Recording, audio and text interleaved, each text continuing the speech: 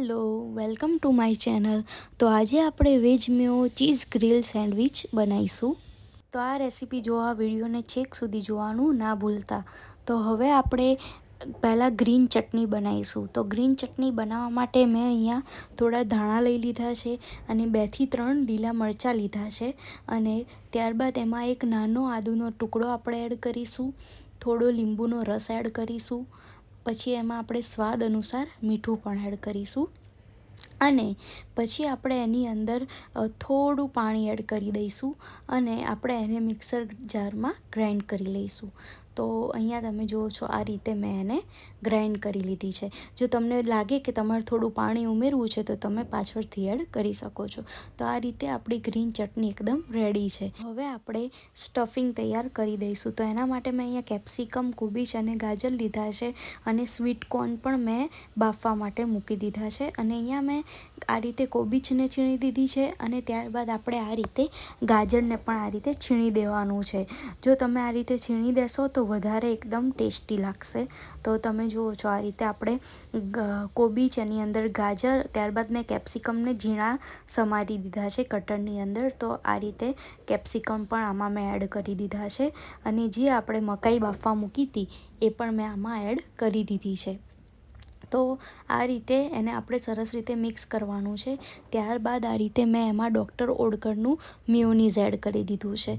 તો આ રીતે ધીમે ધીમે આપણે મેયોનીઝ એડ કરીને આ સ્ટફિંગને સરસ રીતે મિક્સ કરી દેવાનું છે. તો હવે આપણું મિશ્રણ સરસ રીતે મિક્સ થઈ ગયું છે. તો હવે આપણે એની અંદર થોડા મસાલા એડ કરીશું. તો અહીંયા મેં થોડું બ્લેક પેપર એડ કર્યું છે, થોડું મેં આની અંદર ઓરેગાનો એડ કર્યું છે, સ્વાદ અનુસાર થોડું મીઠું નાખ્યું છે. મીઠું નાખવામાં આપણે ધ્યાન રાખવાનું છે, વધારે પડતું મીઠું નાખવાનું નથી કારણ કે મેયોનીઝમાં પણ થોડું સોલ્ટ હોય જ છે. અને ત્યારબાદ મેં અહીંયા ચીલી ફ્લેક્સ પણ એડ કર્યા છે. એ મેં એકદમ થોડોક જ કર્યા છે કારણ કે આપણી જે ગ્રીન ચટણી આપણે યુઝ કરીશું એ ઓલરેડી સ્પાઇસી જશે. અને આ રીતે મેં આમાં એક ચીઝ અંદર છીણી લીધું છે અને આપણે ફરીથી આ બધાને સરસ રીતે મિક્સ કરી દેવાનું છે. તો અહીંયા મેં આ રીતે 4 બ્રેડ લીધી છે. તો એક સાઈડ હું એમાં બટર લગાવી દઈશ અને એક સાઈડ આપણે જે ચટણી તૈયાર કરી હતી એ આપણે લગાવી દઈશું. એ આપણે સ્વાદ અનુસાર લગાવવાની છે. તમારે જે રીતનું તીખું જોઈતું હોય એ રીતની આપણે આમાં લગાવવાની છે. તો આ રીતે આપણે હવે એની ઉપર જે આપણું સ્ટફિંગ તૈયાર થયું હતું એ આપણે એની અંદર સ્પ્રેડ કરી દઈશું અને આ રીતે ચીઝ પણ આપણે છીણી લઈશું.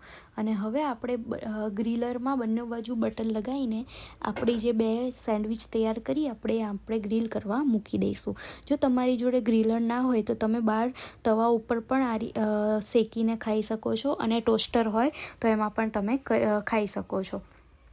તો બસ આ રીતે આપણી એકદમ ક્રિસ્પી સેન્ડવિચ રેડી છે અને હવે એની ઉપરથી પણ મેં ચીઝ એડ કરી દીધી છે. અને આ જે આપણે સ્ટફિંગ બનાવ્યું એને તમે 2 થી 3 દિવસ સુધી ફ્રીજમાં સ્ટોર કરી શકો છો અને ગ્રીન ચટણીને પણ તમે થોડા દિવસો સુધી સ્ટોર કરી શકો છો. તો આ રીતે જો તમે સ્ટોર કર્યું હોય તો તમે ઇન્સ્ટન્ટલી આ સેન્ડવિચ બનાવીને ખાઈ શકો છો. તો આવી જ રેસીપી જોવા મારી ચેનલ પર બન્યા રહો. મારી ચેનલને લાઇક કરો, શેર કરો અને સબસ્ક્રાઈબ કરો અને ખાસ કરીને બેલ આઇકન દબાવવાનું ના ભૂલતા. Thank you.